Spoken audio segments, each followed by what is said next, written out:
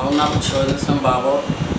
আমি দৈনিক আমার দেশের দক্ষিণ চট্টগ্রাম প্রতিনিধি ও চট্টগ্রাম থেকে প্রকাশিত দৈনিক কর্ণফুলী স্টাফ রিপোর্টার হিসেবে কর্মরত আছি। আমি জনারকেউসিয়া গ্রামে এবং সাতখানিয়া থানার বাসিন্দা। গত 29 জুন 2010 ঢাকায় জামাতের 3 নেতা আটক হওয়ার ঘটনার পরে শুনলাম যে কেরানীহাটে স্থানীয় জামাত মিছিল বের করবে। তো আমি পেশাগত দায়িত্ব পালনের জন্য কেরানীহাটে অবস্থিত আমার অফিস থেকে ক্যামেরা সহ বের হয়ে দেখলাম যে আমার অফিস থেকে 50 গজ দূরে তাদের মিছিল আসতেছে। তো আমি মিছিল আসতে এটা হচ্ছে মাগের মানে 7:30টার সময়। তো আমি ছবি তুললাম। এই ছবি তোলার পরে কারা বক্তব্য আছে এগুলো নিলাম। নেওয়ার পর আমি আবার আমার অফিসে চলে আসলাম। আমার দূরত্ব হচ্ছে যে সর্বসাকুল্য 50 গজ। এর মধ্যে আমি নিউজটা পত্রিকা পাঠালাম, যেটা আমার পত্রিকায় পরের দিনে প্রিন্ট হয়েছে দৈনিক কর্ণফুলীতে। এরপরে আমি নাস্তা করার জন্য বের হলাম, নিউ মার্কেটে গেলাম। নিউ মার্কেট আমার অফিস থেকে দূরত্ব হচ্ছে সর্বসাকুল্য 100 গজের মধ্যে। ওখানে গিয়ে আমি নাস্তা করা অবস্থায় আমার এক শুভকাঙ্ক্ষী আমাকে ফোনে জানালো, তো ভাই তুমি কোথায়, তোমার অফিস তো পুলিশ 30-40 জনের মতো পুলিশ ঘেরাও করে ফেলছে। আমার বললো কারণ কি? তো কারণ কিন্তু কোনো প্রকার কারণ আমাকে বলতে পারে নাই। বড় যে এখানে পুলিশ পয়সা করতেছে, আবার বলছে তোমার অফিসের ফোন কেউ মারধর করতেছে, করে এদিকে নিয়ে আসতেছে। তো আমি এই ঘটনায় হঠাৎ করে এই ধরনের ঘটনা আমি হতবিহ্বল হয়ে গেলাম। পরে আমি ঊর্ধ্বতন 2-3 জন পুলিশ অফিসারকে ফোন করলাম, কিন্তু ফোনে পেলাম না পাওয়ার কারণে আমি এই বিষয়টা আজ করতে না পেরে আমি চট্টগ্রাম শহরে চলে গেলাম। রাত্রে চট্টগ্রাম শহরে চলে গেলাম। ইতিমধ্যে রাত 2টার সময় সাতখানিয়া থানার তৎকালীন second officer Abdul Jabbar SI, ওনার নেতৃত্বে এসআই আব্দুল হক, ওনারা বিপুল সংখ্যক পুলিশ নিয়ে জনারকেউসিয়া আমার গ্রামের বাড়িতে ওনারা গেলেন। গিয়ে দরজা মানে শব্দ করে দরজা খোলার জন্য বললেন। ওখানে আমার বৃদ্ধ মা ছিল, বয়স 70 বছর, নাম আসিয়া বেগম। উনি এই বছর 2010 সালেই হজে গেছে। তো ওনাকে ডাকার পর উনি দরজা খুলে দিয়ে জানতে চাইলেন কী বিষয়। ওনারা বললো যে তোমার ছেলে চাঁদাবাজি করে, তোমার ছেলে অপরাধী, এই তোমার ছেলেকে ধরার জন্য আসছে। তো উনি ওই সময় শুনলাম কান্না করে দিচ্ছে। হঠাৎ করে এই ঘটনা। বৃদ্ধ মহিলা আমার গ্রামের সহজ মানুষ হিসেবে এ ধরনের অগ্নিমূর্তি আর দেখে নেই। তো এরপরে পুলিশ আমাকে না পেয়ে আমার রুমে গেল 2য় তলায়। ওখানে গিয়ে ওনারা খুব তল্লাশি করলেন, কিছু পেলেন না।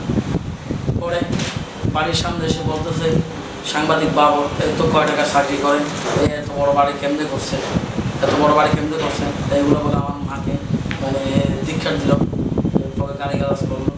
তো এর পরের দিন আমি শুনলাম সাতখানিয়া থানায় আমার নামে মামলা হয়ে গেল।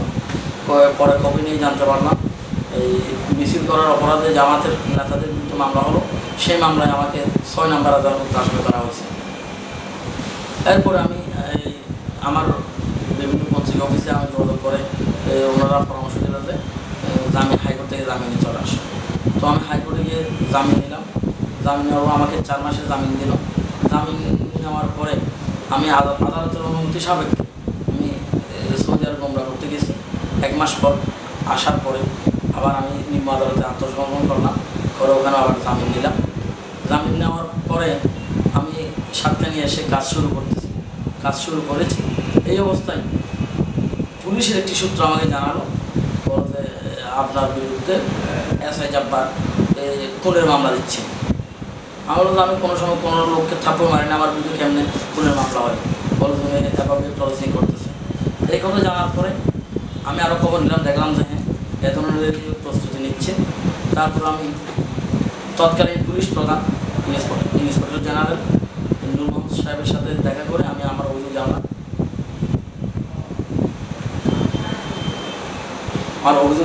অভিযোগ জানানোর পরে উনি একটা এসপি সার্কেল সাহেবের ফোনে বলছে এই বিষয়টা দেখেন। আমি ওখানে কোনো রেজাল্ট পাইনি।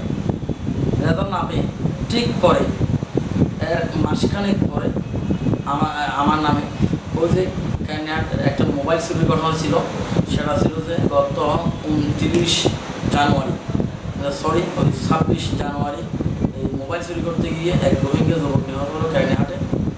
ওই ঘটনায় একটা মামলা হলো, মামলার বাদী ছিলেন এসআই নামে। এটা মামলা হচ্ছে 29 তারিখে।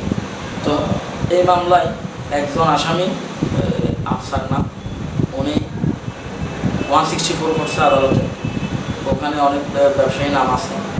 তো এসআই জব্বার সাহেব হঠাৎ করে এই মামলাটা ভিন্ন খাতে প্রবাহিত করার জন্য ক্যানিহাটের নিরীহ ব্যবসায়ীদের গণহারে গ্রেফতার শুরু করে দিল।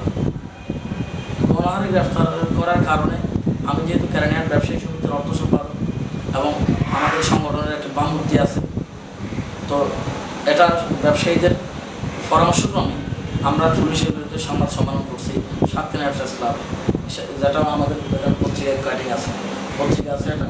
তারপরে সংবাদ সম্মেলন করার পর আমরা মানববন্ধনের কর্মসূচি ঘোষণা করছিলাম, কিন্তু পরে পুলিশের বাধার কারণে এটা হয় না। এরপরে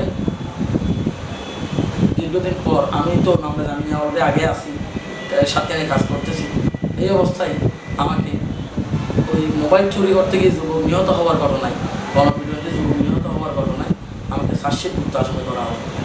এই চার্জশিটভুক্ত আসামি করার কারণে আমি আবার দীর্ঘদিন আত্মগোপনে ছিলাম। তারপরে ওই সময় পুলিশ আমার বাড়িতে বিভিন্ন সময় গেছে, রাত্রেবেলায় গিয়ে আমার মা আমার বাড়ির লোকজনকে ভয়ভীতি দেখাইছি চরমভাবে। তারপর আমি হাইকোর্ট থেকে জামিন দিলাম। জামিন নিয়ে আমাকে 2 মাসের জামিন দেওয়া হলো, বলা হলো যে নিম্ন আদালত আত্মসমর্পণ করতে। তো আমি গত মাসে অর্থাৎ অক্টোবরের 18 তারিখে আমি চট্টগ্রাম চিফ জুডিশিয়াল ম্যাজিস্ট্রেট আদালতে আত্মসমর্পণপূর্বক আমার জামিন চাইলাম, জামিন মঞ্জুর করছে। সেই জামিন থেকে আমি আবার সাতক্ষীরায় পুরোদমে সাংবাদিকতা শুরু করছি। কিন্তু পুলিশের অনৈতিক কর্মকাণ্ড, ঘুষনীতি, বিশেষ করে এই গরিব লোকদেরকে ধরে নিয়ে গিয়ে থানায় নির্যাতন, এসবের সংবাদ প্রকাশ করার কারণে আমাকে এখনও ভয়ভীতি দেখানো হচ্ছে, একটার পর একটা মামলা দিবে, এই আশঙ্কায় আমি আছি।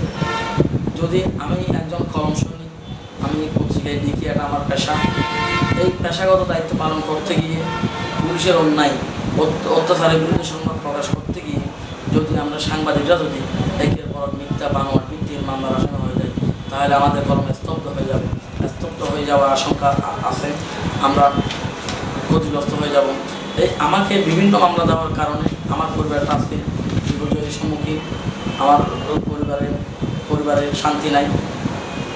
সবাই বাড়ির মহিলারা আশঙ্কা আছে কোন সময় আমাকে কোথায় পুলিশে অ্যাটাক করে বা আবার কোন মামলায় দেয়।